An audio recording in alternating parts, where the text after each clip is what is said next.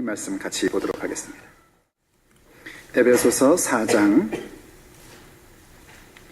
11절에서 13절 말씀, 오늘은 제가 받들어서 봉독하겠습니다. 그가 어떤 사람은 사도로, 어떤 사람은 선지자로, 어떤 사람은 복음 전하는 자로, 어떤 사람은 목사와 교사로 삼으셨으니 이는 성도를 온전하게 하여 봉사의 일을 하게 하며 그리스도의 몸을 세우려 하심이라.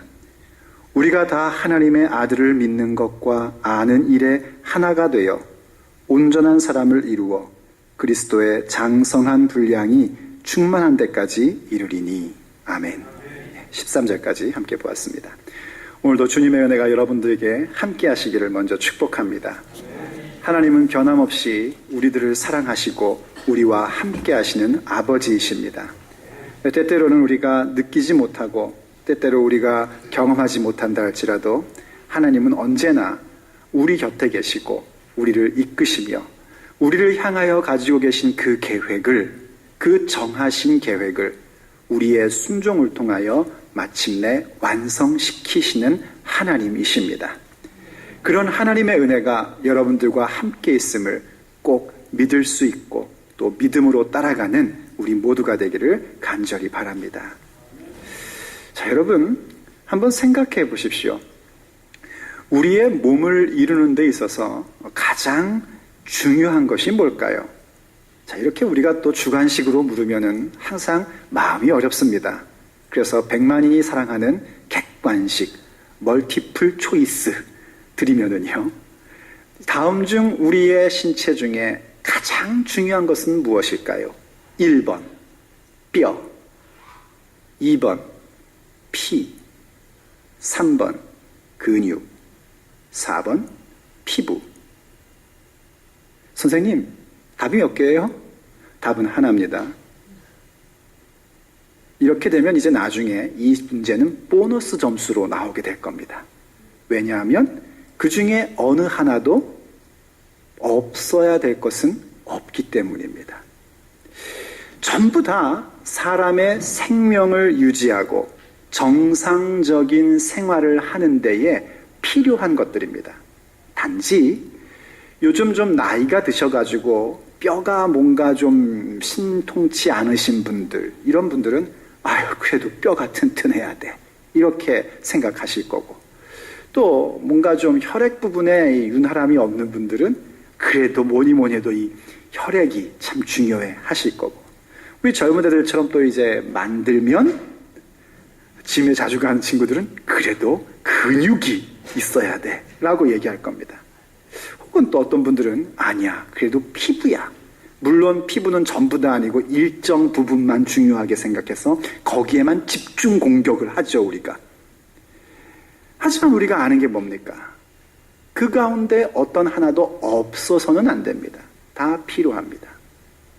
마치 그처럼 우리의 영적인 삶에 있어서도 참 다양한 것들이 필요합니다.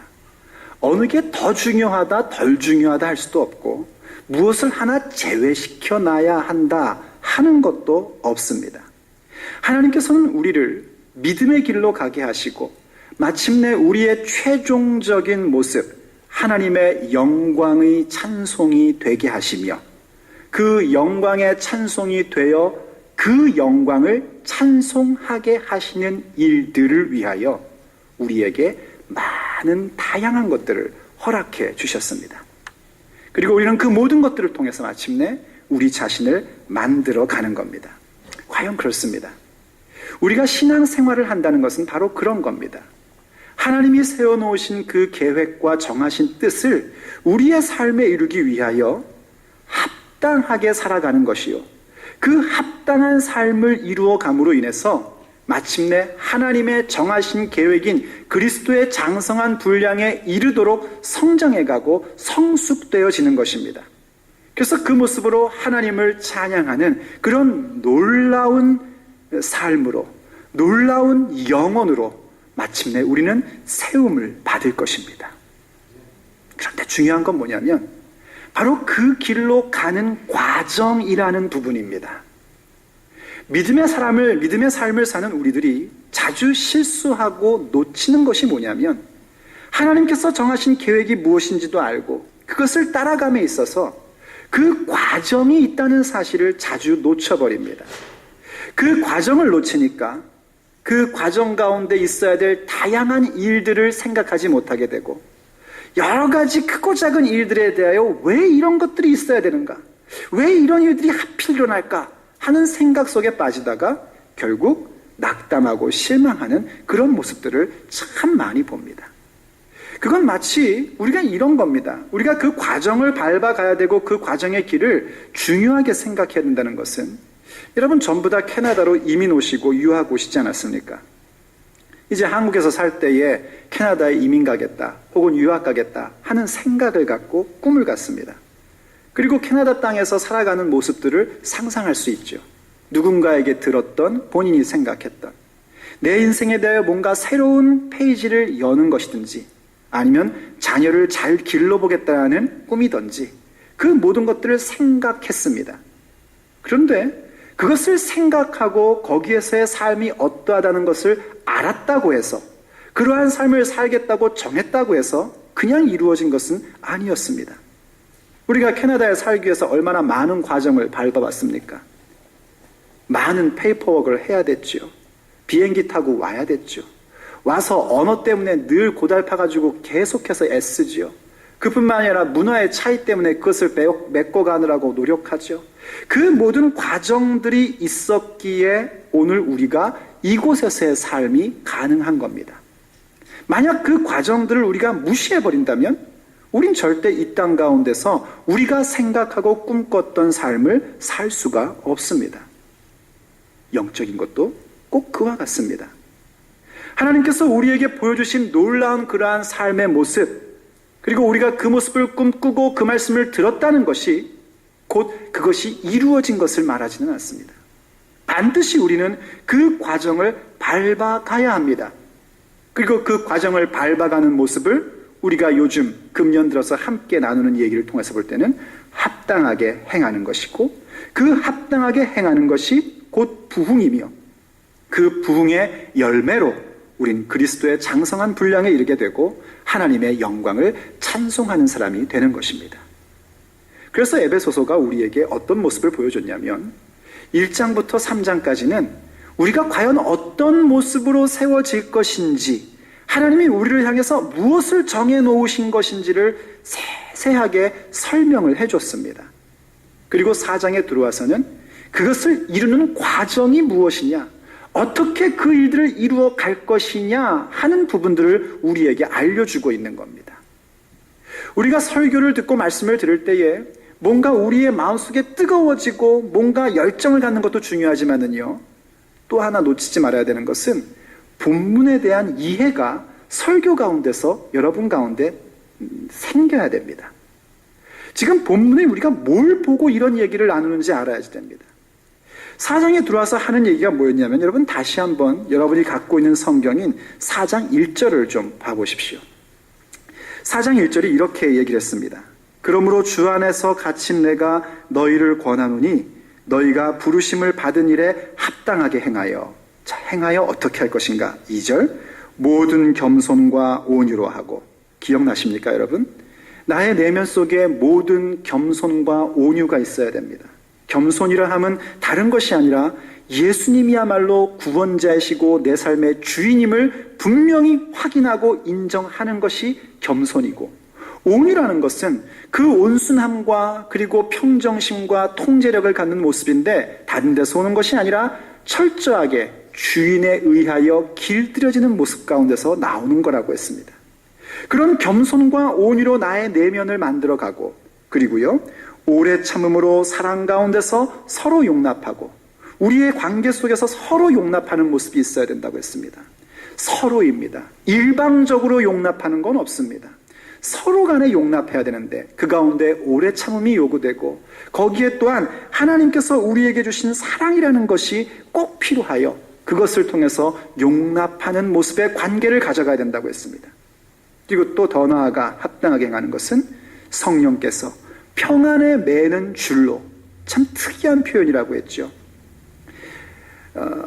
예수 믿으면 우리가 자유로워지는 것인데, 평안해지는 것인데, 이 평안이 우리를 묶는 줄로 나타납니다. 그래서 우리를 꽉 묶어서, 여러분 묶이면 평안합니까? 평안하지 않아요. 그런데 그게 정말 평안이란 말이죠. 예수로 인하여 묶인 그 평안에 묶는 줄로 우리를 하나 되게 하신 것을 힘써 지키는 것, 그게 바로 합당하게 행하는 모습이라고 했습니다. 그 하나님께서 결국은요, 이러한 우리의 겸손과 온유의 내면의 모습, 그리고 서로 간에 서로 용납하는 모습들이 결국 가야 될 곳은 성령께서 우리를 하나로 만드신 것에 대하여 힘써 지키는 자리로 가게끔 됩니다. 그런데 그 힘써 지킴에 있어서 우리가 제일 먼저 만나는 숙제가 뭐냐면, 분명 하나인데, 지금 에베소서 4장 4절 이하에서 얘기하는 것처럼 몸도 하나고 성령도 하나고 주도 하나고 믿음도 하나고 세례도 하나고 하나님도 한 분인데, 의외로 우리 가운데는 너무나 많은 다양성으로 나타난다는 겁니다. 그래서 우리의 다양함을 인정하며 살아가는 것이 정말 하나님께서 우리를 하나로 만들어주신 것을 힘써 지켜나가는 모습임을 우리가 살펴봤단 말이죠.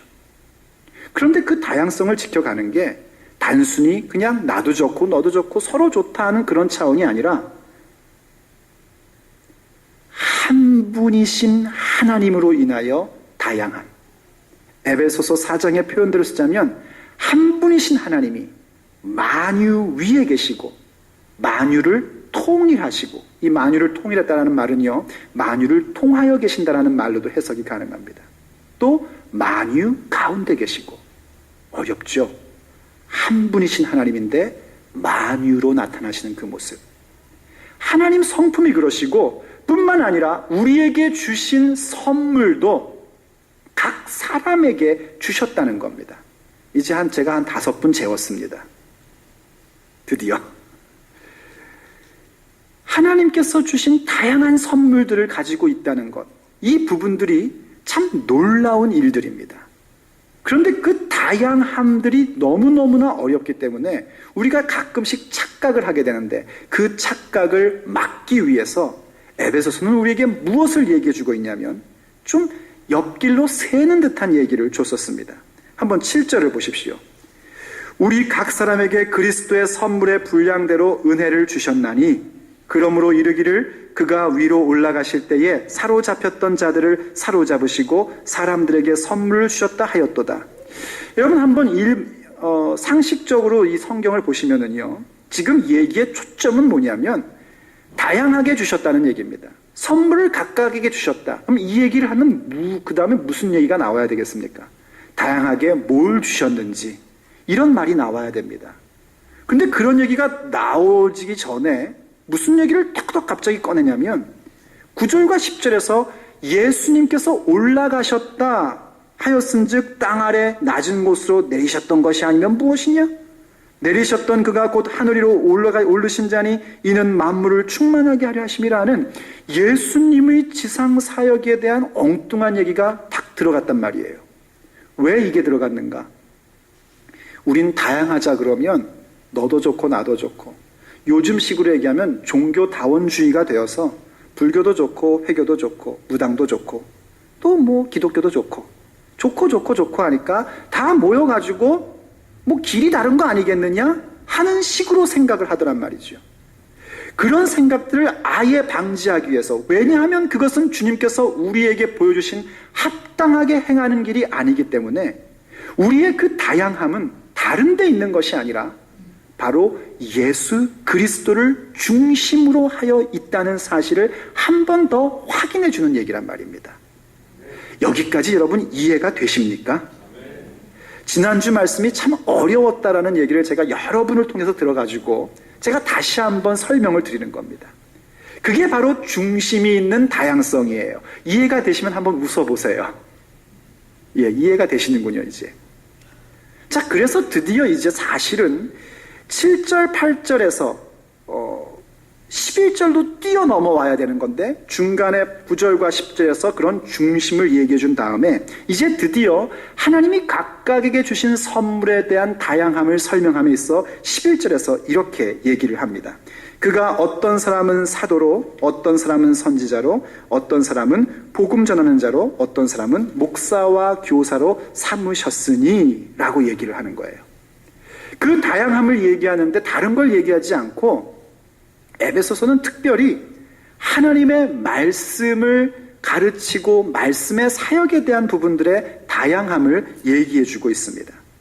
이 11절의 부분이 만약에 그냥 타이틀에 대한 얘기라면 오늘 우리 현재까지 남아있는 것은 그저 목사와 교사 정도밖에 남아있지 않습니다. 왜냐하면 사도라는 타이틀, 그것은 누구에게만 주어지는 것이냐면 예수님과 함께 사역했던 12사도들, 그리고 사도행전에서 가룟 유다 대신 뽑혔던 마띠아, 그리고 이제 성령께서 이방인의 사도로 따로 세웠던 바울과 바나바 정도, 거기까지만 우리가 사도로서 타이틀을 드리는 것이기 때문에 그렇습니다. 또 선지자라는 것도 그 옛날 아직 신약 성경이 완성되지 않은 시대 속에 교회 공동체 가운데 성령의 음성을 들려주던 그런 사역을 하는 자들이 있었습니다. 그리고 복음 전하는 자라는 것은 오늘날에 우리가 복음 전하는 자는 조금 차원이 다른 겁니다.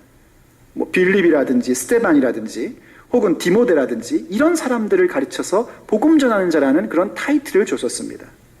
그런데 이것이 하나의 타이틀, 직분과 직제 정도가 아니라 실제로는 이러한 일들을 하는 것을 더욱더 강조하고 있다는 사실을 우리는 알아야지 됩니다. 교회 가운데서도 마찬가지입니다. 현대 교회 가운데서 우리가 많은 직분이라는 타이틀이 있습니다. 목사, 장로, 권사, 안수집사, 서리집사, 혹은 여러 가지의 사역의 팀장, 이런 타이틀이 있는데 그 타이틀을 갖고 있는 것에 대하여 감사하고 그것이 하나님이 내게 주신 직분이라는 사실을 알고 믿는 것은 참 성경적인 부분입니다. 성경적인 사고입니다. 우리는 마땅히 그러한 마음을 가질 수 있어야 됩니다. 정말 찬양팀의 팀원으로 서 있을지라도 하나님께서 나에게 이러한 타이틀, 찬양대원이라는, 찬양팀원이라는 그런 타이틀 주심에 대하여 감격할 수 있어야 됩니다. 그런데 그것은 반입니다. 무엇이 같이 연결돼야 되냐면 그 타이틀에 주어져 있는 일들을 온전하게 행하여야만 합니다. 사실은 타이틀보다 중요한 것은 그 타이틀에 맞는 사역을 하는 겁니다. 가령 찬양팀원인데 찬양팀원이라는 타이틀은 갖고 있는데 찬양은 안 해.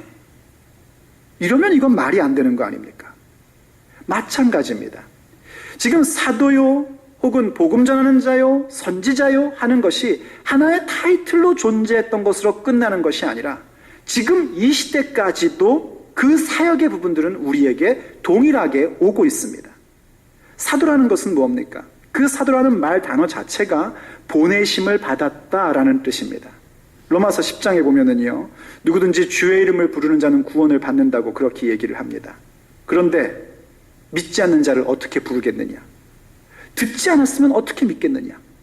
전하는 자가 없이 어떻게 듣겠느냐? 또 보내심을 받지 않았다면 어떻게 전하겠느냐? 할 때의 보내심이라는 단어와 사도라는 단어는 그 어원 자체가 똑같은 단어입니다.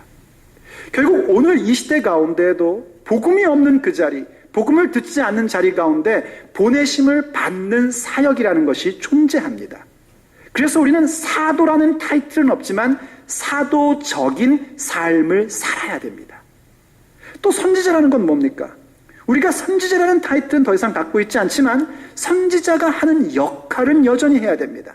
교회 공동체가 하나님의 말씀 가운데에서 어떤 방향으로 가야 되고 지금 이 일들을 어떻게 이루어 가야 되는지에 대해서 명확하게 주의 말씀을 맡은 자로서 제시해 주는 사역, 선지자적 사역을 행해야 됩니다. 좀 어렵다면 이런 겁니다. 어떤 성도가 정말 이 부분을 어떻게 결정해야 될지 모르겠습니다. 정말 이거를 정말 이걸 내가 해야 되는지 말아야 되는지. 근데 목사님한테 얘기하면 꼭 하지 말라고 그럴 것 같아. 그래서 목사님한테는 안 물어봐요, 절대로. 그래서 누구한테 물어봐요? 옆에 있는 집사님한테 이제 여쭤보는 거예요. 집사님, 이걸 제가 해야 됩니까? 말아야 됩니까? 했을 때 본인도 하고 싶지만 주의 말씀을 생각해 보면 해서는 안 된다 할 때에 성도님, 그것은 하나님께서 기뻐하시지 않습니다. 하나님께서 기뻐하시지 않으면 아무리 그것을 통해서 뭔가 잘 되는 것 같아도 그건 잘 되는 게 아닙니다. 마침내 망합니다. 그러나 하나님께서 기뻐하시는 일들을 한다면 지금은 손해보는 것 같고 지금은 힘든 것 같고 지금은 고달픈 것 같아도 마침내 주님께서 형제님을, 자매님을 높이 세우십니다. 이게 바로 선지자적 사역을 하는 겁니다. 우리가 그 역할들도 함께 할 수 있어야 된단 말입니다. 복음 전한다는 건 뭔가? 그것은요, 교회가 이미 들어와 있고 하나님의 말씀이 선포되어 있는 자리인데 그 말씀을 계속해서 믿지 않는 자들이 이 교회 울타리 안에도 있고 교회 울타리 밖에도 있습니다. 그들에게 우리가 믿어야 되는 기쁜 소식이 무엇인지를 전하는 사역입니다. 또 목사와 교사라는 것도 마찬가지입니다. 목사라는 타이틀, 교사라는 타이틀이 아니라 성도들을 돌아보고 말씀을 가르치는 일들에 대한 사역입니다. 이러한 부분들이 우리 가운데 하나님께서 참 다양한 모습으로 허락해 주셨단 말입니다. 그리고 그 일들은 오늘 이 시대 가운데서 목사, 장로, 권사, 안수집사, 교사 이런 사람들을 통하여 열심히 전달되고 있고 그것은 그들만의 일이 아니라 성도라면 모두 다 따라가야 할 일들인 겁니다. 정말 교회 사역의 모든 것들은 어디에 초점이 맞춰져 있냐면 하나님의 말씀 사역에 초점이 맞춰져 있습니다. 심지어 식탁 봉사하는 것도 하나님 말씀에 초점이 맞춰져 있는 겁니다. 여러분 왜 교회에서 밥을 드십니까? 그랬더니 애들이 그래요. 배고파서. 아니 배고프면 딴 데서도 먹을 수 있잖아요. 집에서 더 편안히 맛있는 거 드실 수 있잖아요. 왜 교회에서 밥을 먹습니까? 이유는 한 가지입니다. 주님의 말씀 가운데서 서로 교제하고 주의 말씀을 따라 오늘 들은 말씀에서 함께 나누기 위하여 식탁을 준비하고 차리는 겁니다. 그래서 여러분들이 식탁 준비하는 것조차 말씀 사역에 초점이 맞춰져 있는 겁니다. 왜 청소합니까? 교회에서. 집에서는 청소도 한 번도 안 하던 사람이. 목사님 우리 남편은요 집에서 숟가락도 한 번 안 놔요. 그런데 교회 오면요 참 신기하게 밥을 차리네요. 기적이 일어나네요. 그런 얘기 제가 가끔 듣습니다. 왜 그렇습니까? 그것 역시 주의 말씀을 따라서 하는 것이고 주의 말씀 가운데 초점을 맞추기 위해서 그 모든 일들을 하고 있는 겁니다.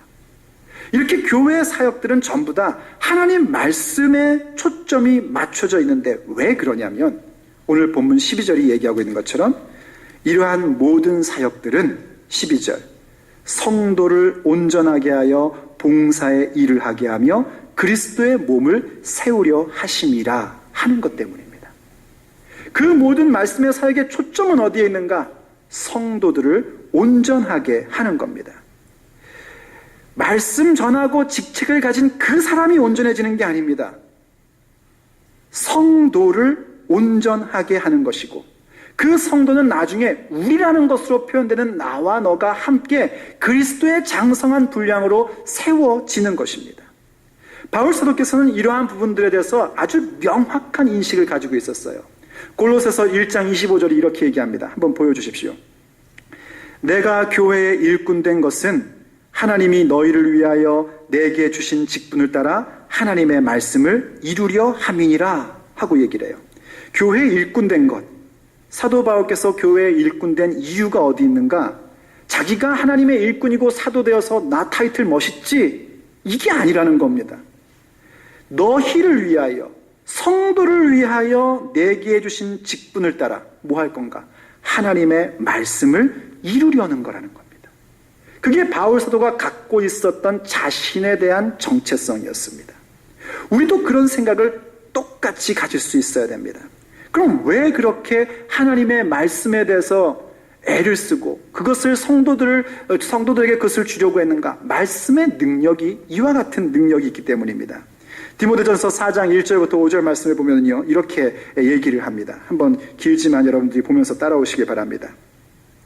그러나 성령께서 밝히 말씀하시기를 후일에 어떤 사람들이 믿음에서 떠나 미혹하는 영과 귀신의 가르침을 따르리라 하셨으니 자 이런 일들이 생긴단 말입니다. 악한 영들이 믿음의 사람들을 믿음에서 떠나게끔 만든대요. 그리고 자기 양심이 화인을 맞아서 외식함으로 거짓말하는 자들이라. 그 사람들이 누구냐면 그렇게 떠나는 사람들은 양심의 화인, 불도장을 맞아가지고 감각을 잃어버린단 말입니다. 감각을 잃어버려서 나중에 남은 건 뭐냐면 외식하는 것밖에 없어요. 위선밖에 없어요. 거룩한 척하는 것밖에 없어요. 그리고 늘 뭐 하냐면 거짓말을 합니다. 그래서 이들이 어떤 현상으로 이런 일들을 하는가 하면 혼인을 금하고 어떤 음식물은 먹지 말라 할 거래요. 여러분 조심하십시오. 혼인을 안 하는 게 죄입니까? 그렇지 않습니다. 사도 바울은 네 집 딸이 결혼 안 하겠다면 냅둬라. 근데 대신에 편하려고 결혼 안 하는 게 아니라 주님을 위하여 결혼을 안 하겠다 그러면 그냥 그대로 둬라 라고 얘기를 했습니다. 혼인을 하고 안 하고의 문제가 아니라 혼인을 금함으로써 내가 마치 더 거룩한 사람인 것처럼 보인단 말이에요. 음식을 금하는 게 문제입니까? 아니요, 우리가 음식을 자신의 건강을 위해서 금할 수 있고요. 우리가 믿음의 사람으로서 우리 이런 건 하지 말자 해서 안 먹을 수 있습니다. 술을 안 먹고 담배를 안 피고 뭐 이런 거 할 수 있습니다.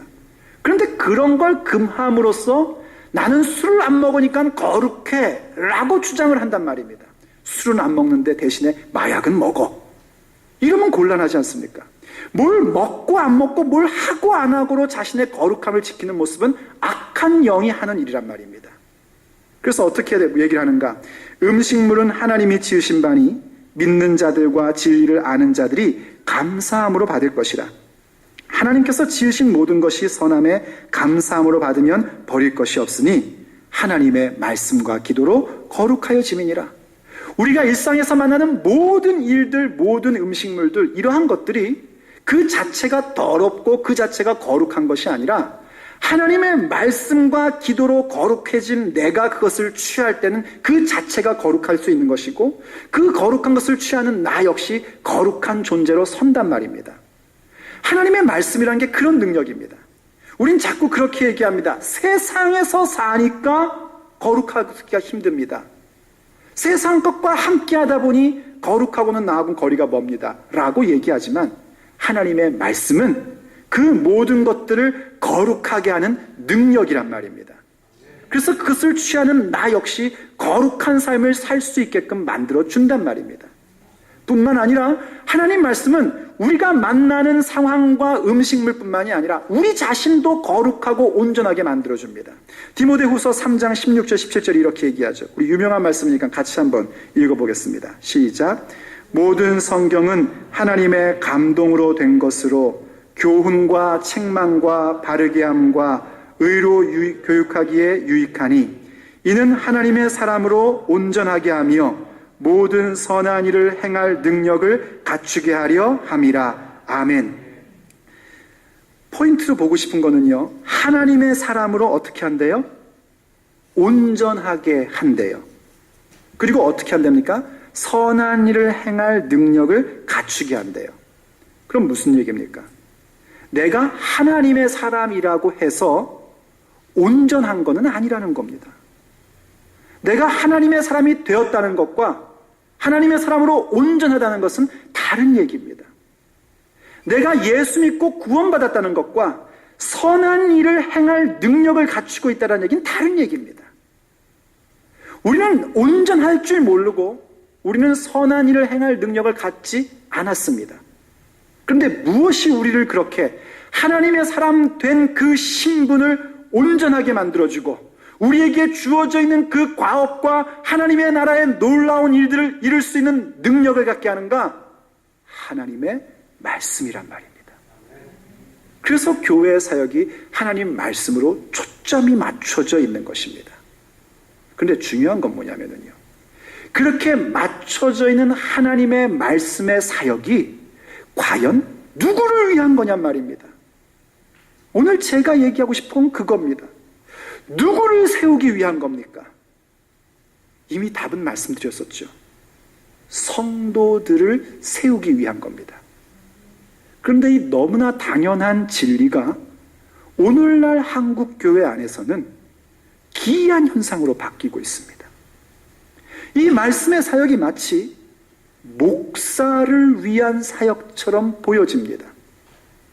목사가 세상적인 표현으로 뜨는 것이 말씀 사역인 것처럼 보여집니다.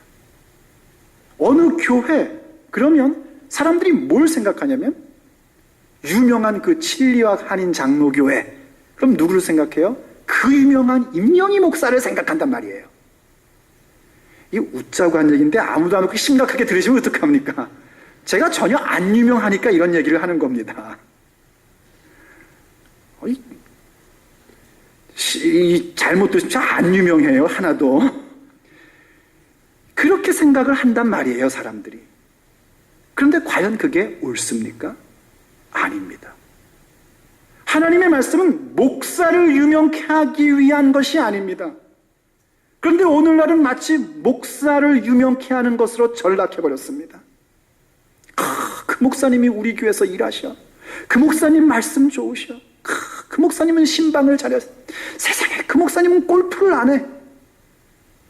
그런데 스타크래프트를 해. 이건 아니지 않습니까? 근데 왜 그렇게 가는가? 사실은 성도들의 잘못입니다. 성도들이 목사를 앞장세우고 혹은 좀 더 쓰면 장로까지 앞장세워서 그들로 하여금 온전함이라는 그 놀라운 영광을 당신들이 갖고 우린 세상 가운데 살도록 좀 내버려 두라는 겁니다. 그래서 목사, 장로, 권사, 안수집사 이런 분들이 훌륭해지고 온전해지면 됐고 우린 그거 보고 좋다. 우리 교회는 이런 목사님이 계셔. 하고 나는 그냥 어떻게 좀 묻어서 갈 수 없을까? 좀 전문적으로 표현하면 대리만족을 느끼려고 한다는 겁니다. 그러나 우리는 그럴 수 없습니다. 왜냐하면 하나님의 말씀은 어떤 한 목사나 그 타이틀 직분을 갖고 있는 사람들을 매겨 살리고 세우기 위한 것이 아니라 성도들을 온전하게 하여 봉사의 일을 하고 그리스도의 몸을 세우는 일들이 목사 장로의 일이 아닌 바로 우리들의 일이라는 사실을 알게끔 하셔서 마침내 그리스도의 장성한 분량이 충만한 데 이르도록 만들기 위하여 주신 다양함이기 때문입니다. 그런데 오늘날의 교회가 어떤가? 그것을 갖지 못하고 마치 위골된, 탈골된 모습들을 갖고 살아갑니다. 여러분 탈골된 거 아시죠? 팔이 빠지는 거. 저도 어릴 적에 팔이 빠졌었대요. 제가 기억도 안 나는데. 근데 제가 워낙 순했답니다.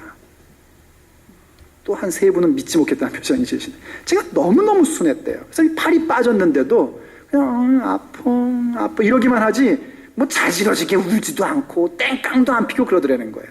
그렇게 생기지 않았습니까? 그런데 도대체 얘가 왜 이렇게 끙끙 앓나 해가지고 가만히 보니까 좀 이쪽 팔을 제대로 안 쓰더래요.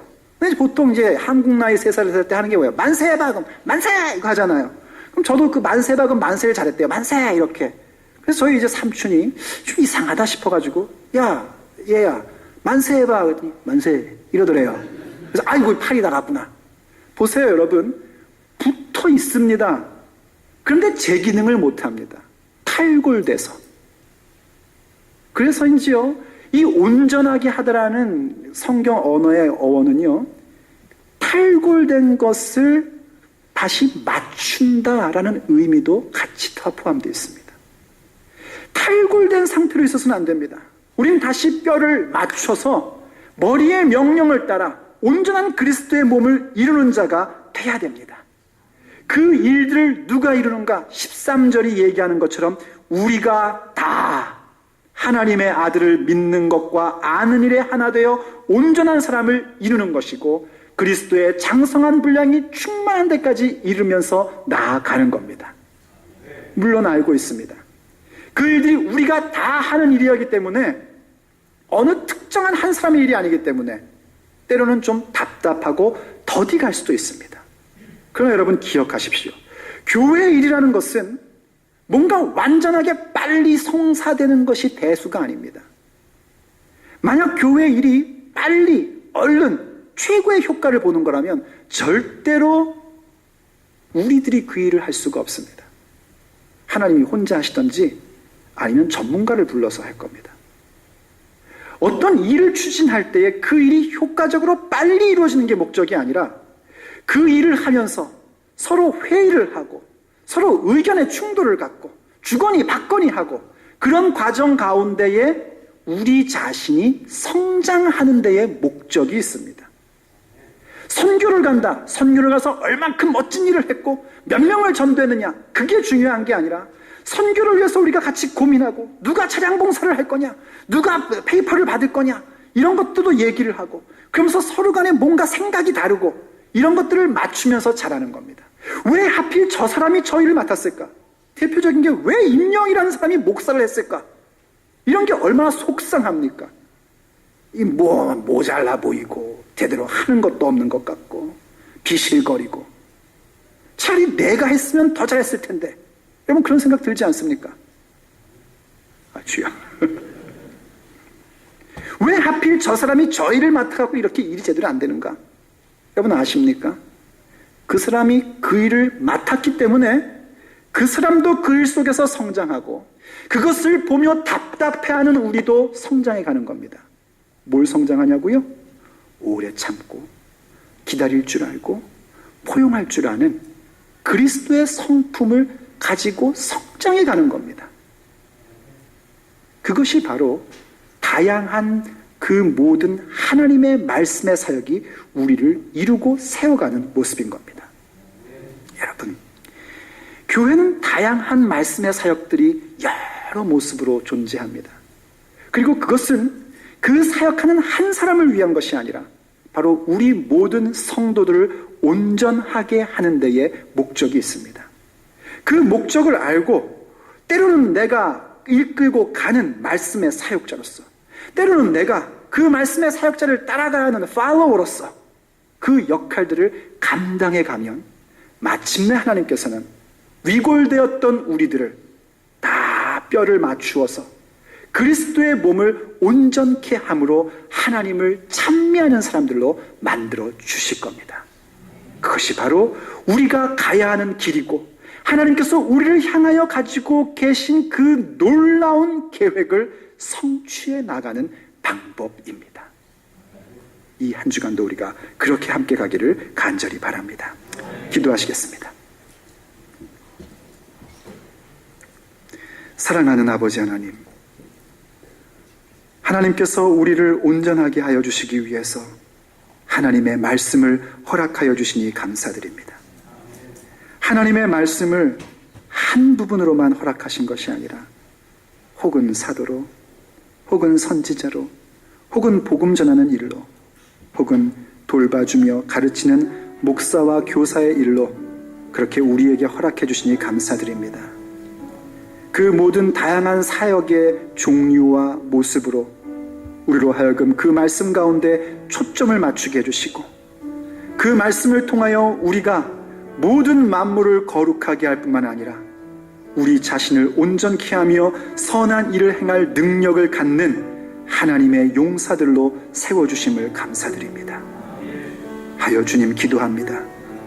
주께서 세우려 하시는 그 목적대로 주께서 주시는 말씀을 붙잡고 항상 주님께서 이루시는 그 온전함 가운데에 나아가게 하여 주시옵소서. 그래서 주님께서 우리를 통하여 하시는 그 선하신 일들과 봉사일을 통하여 그리스도의 장성한 분량에 이르기까지 우리가 함께 자라나 주님께 영광의 찬미를 드리는 주님의 자녀들로 우리를 세워 주시옵소서. 우리 주 예수 그리스도의 이름으로 간절히 기도 올립니다. 아멘.